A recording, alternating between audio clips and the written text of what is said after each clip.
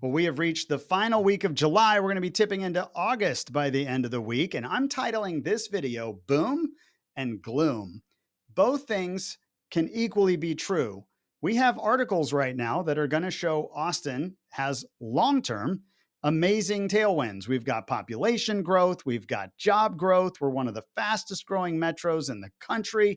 We've got lots of construction. But at the same time, the data is showing us, well, buyers and sellers aren't really keen on that. And there's still a market correction taking place, and nobody's real excited to sell or buy. So let's look at the data. And I'm going to start with, we'll call it the gloom, and kind of where things are at the moment. But the tailwinds, I'm going to share that as well to show you how there's still a lot of optimism and long term growth prospects for Austin. So let's start with this. This is going to be June data.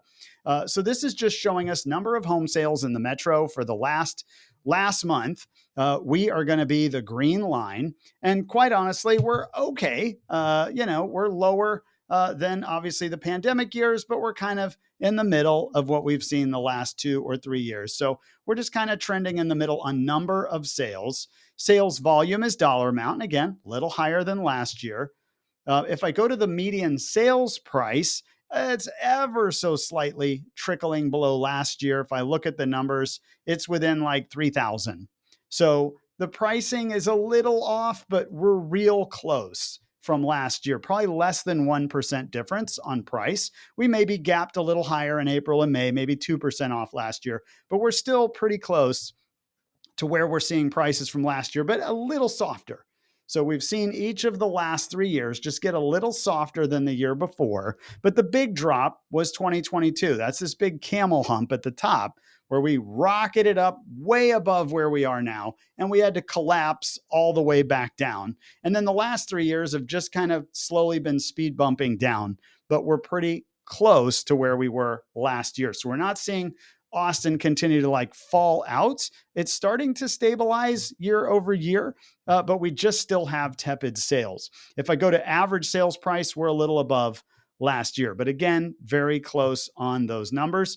Here's the biggest difference: total listings. Each year, you can clearly see big increase in the number of sellers at any one time. And that's because buyer demand has just slowly been trickling off, waiting for something to happen. So anyways, we're probably going to peak out once we get to July and August. You can see last year, that's kind of where we flatlined, and then you'll see listings slowly start to drop off the rest of the year. And some of the, back when prices were higher and rates were climbing, it took longer to get those properties out of the way. But now that people are getting used to the rates, we're going to see the bell curve kind of go back to normal, where it kind of peaks mid-summer. So that is the Austin metro area. And this is just, 6 months of inventory generally for the metro area. Williamson County's to the north. All these are going to tell a very similar story. Again, we're seeing sales pretty close to last year. Sales volume almost neck and neck with last year.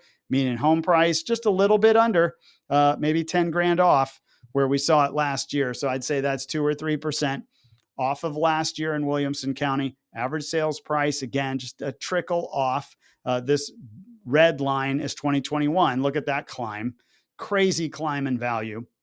We're kind of back to where we were the summer of 2021 in Williamson County. But again, each year, boom, big climb up in listings. When we start to get more buyer demand, I would expect future years, if buyer demand picks up, you'll start to see the number of listings start to come back down underneath maybe a peak bar. So we'll keep an eye on that. There's our months of inventory, same story. Here's Travis County. This is Austin area. Again, pretty close to last year. Sales volume, pretty close to last year. Median sales price, pretty much touching last year. Average sales price, a little higher. With luxury. Total listings, still seeing those climb, and months of inventory, same gap. And then finally, Hayes County to the south. Now look at Hayes County. Look at sales. We're above pandemic levels. Why do you think that is? That is new home construction right there. New home construction. We're seeing a lot of it, especially in Kyle. Boom, you're getting a huge number of sales, and they're pumping out more and more incentives, which pushes buyers to want to go buy those homes. So lots of new home sales, sales volume a little higher.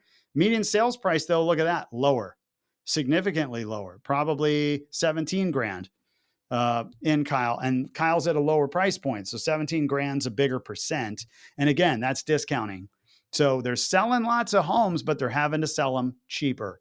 So that's what we're seeing in Hayes County. And again, the average sales price, unlike Williamson and Travis, we're seeing it lower than last year in Hayes County. All right, well, let's get to some of the current data. This is the historic sales price trend over the last 5 years. So where's the gloom? It's right here. Okay. This was COVID. You went from 300,000 to 550 in like 29 months. Basically, you went up 85% in like 2.5 years. So completely unsustainable. But look how quickly we gave it back up when rates went up. Boom, boom. It just really went down quickly. But the last couple years, the peaks have been a little lower each year. So yes, the median home value is coming down, but it's kind of curving a little flatter. So we're not quite there yet, but we're starting to see the market figure out a way to stabilize these last few years. But we haven't yet started to appreciate what does that do to psychology? It has buyers going, well, maybe if I wait 3 months or I wait 6 months, prices will be lower. Yes, that's going to be true until it isn't. And so, yes, that could be true, but you're going to know when it's not because now you're bidding on homes with other buyers because they've come back to the market. So you got to get it sometimes when the market is cold. If you don't want to have competition, now is one of those windows. If we look at number of active versus sold listings, I talked about that bell curve. And again, this is just where we are on sales. We've seen all the increase in inventory over the spring and early summer, but now we're starting to see it, again, start to round off that second half of the year. I expect we're going to see each month the number of listings start to come down. We may, if you look at these blue lines, we may also start to see the blue lines, which is buyers, start to trend down as well. In May, we had 3,100 homes sell and then only 2,900 in June. So again, we're starting to see that tip. Okay, well, that's kind of the gloom, right? We're not seeing prices go up. We're seeing things take longer to sell. There's more stuff on the market, which is hard on the sellers. So there's a lot of headwinds on the sellers right now. So where's the tailwinds? Where's all this boom? All right, well, let's start with U.S. News and World Report. Top 10 cities to live in the U.S. Austin, still in the top 3. Number 3, best big cities to live in chart. If I go to retail construction, this is commercial. Well, Austin's retail construction rate is the 3rd highest in the U.S. For this year. So what does that mean? Well, retail are all the types of stores that you and I go to, from grocery stores, Walmarts, strip centers, mixed use places, all that kind of stuff is considered retail. And we're adding 3.4 million square feet of retail just this year.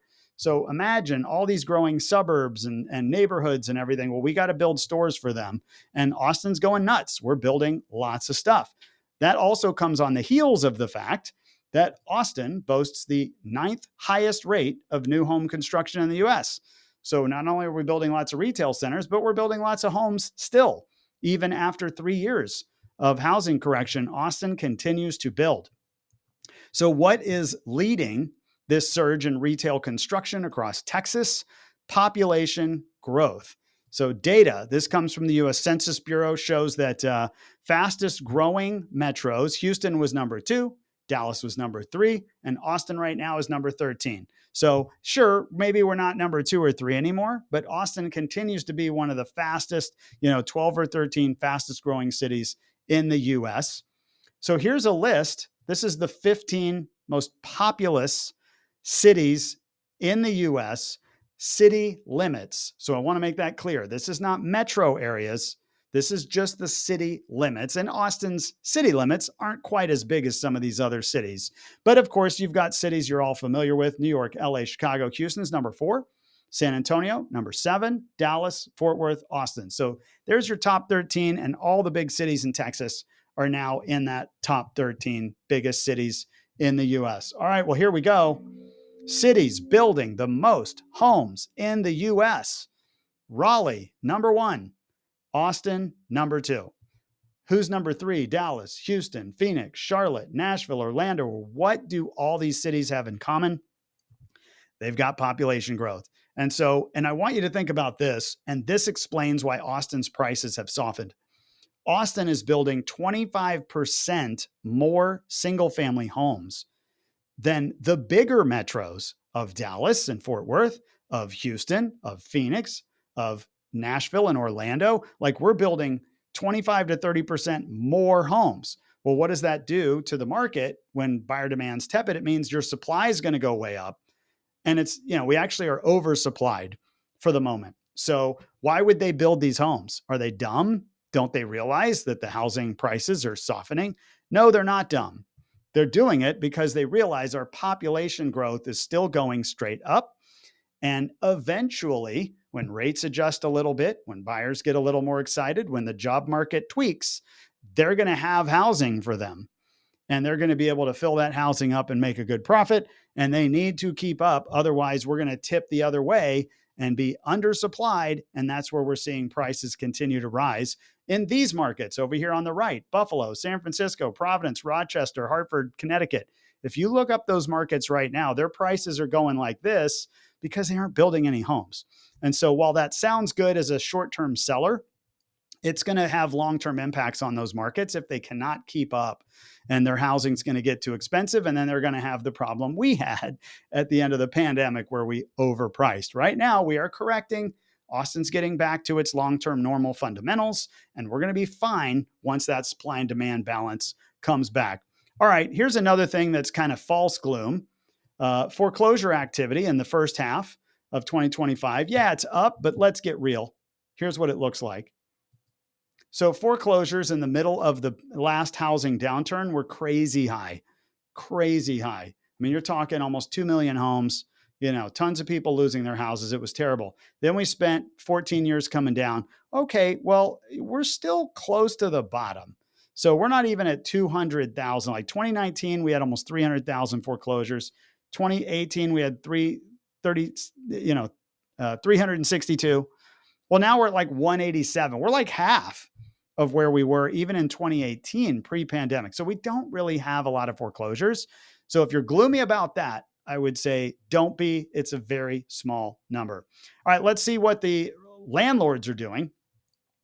So there's fewer people buying. We've talked about buyer activity. There's fewer people buying rent houses, and they're just putting more money into their existing properties. So how do you anticipate your real estate portfolio changing? Selling or buying and selling is below 10%. Are you going to buy or acquire a new property dropped from 54% to about 43%? So there's still people buying, but it's getting smaller. There's no plans to change. Really has increased. They're just sitting back like regular buyers and going, I want to wait for either the price or the interest rates to change. And I'll show that to you in a chart. Here it is right here. What's the main obstacle? Well, it's either the price of the property or the interest rates. That's 75% of investors saying one of those two things needs to change. So my investor pool is starting to get a little excited that Austin's correcting on price, but they're still kind of watching that interest rate because that's really what's going to make the numbers work or not work. So let's talk about interest rates. Here we are. So right now we're about 6.8%. The only good news we've got is if I look at the whole year, back in early January, when we were tipping into this year, starting a new presidency, man, we were like at 7.25%. And the whole year just kind of started on a sour note with people in a bad mood about rates. They started coming down through April, and then tariffs, and then you got all the uncertainty, and we stayed up about 7%. We're finally slowly seeing the air come out of the bubble. Okay, we're back down to about 6.8, and we've gone through a lot of volatility. People are seeing the Fed and all those fights, but really watch the bond market. It's going to tell us if rates can get back down to earth. And I think that's going to be, 6 to 6.5. I think if we get there, the market's going to be fine. I think Austin's going to stabilize on price. We're going to get more buyers out the door, and that will be the lowest rates we will have seen in 4 years if we get down to 6 to 6.5. So watch that. I think that's going to tell in the market. All right. Well, if you're a seller right now, we've peaked maybe on inventory, but we're also in the doldrums of the summer. This is when everybody goes on vacation. We're seeing far fewer buyers per week going indoors. We're seeing showings really slow down. We're seeing open house traffic slow down. And so it's, really a fight to get a buyer, to get enough interest, and to get buyers to write offers. So do everything we can to really position that property and make it appealing to buyers. if you're a buyer right now, you've got a window probably for the next couple months before buyers kind of get back in town, and they will have some shopping this fall. And also, we don't know where rates are going to be.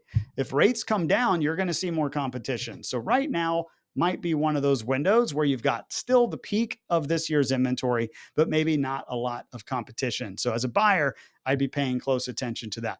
Anyways, I hope this video was helpful. We're going to bring it to you each and every week. Make sure to check out our YouTube channel at Ryan Kelly Group. You can click that subscribe button. And of course, if you know somebody looking to buy, sell, invest, or finance here in Austin, give us a ring. We'd love the opportunity to talk with you. Anyways, like I said, we're about to tip into August, which is typically our hottest month of the year. It's going to be a fun one, and look forward to talking with you next Monday. Thanks.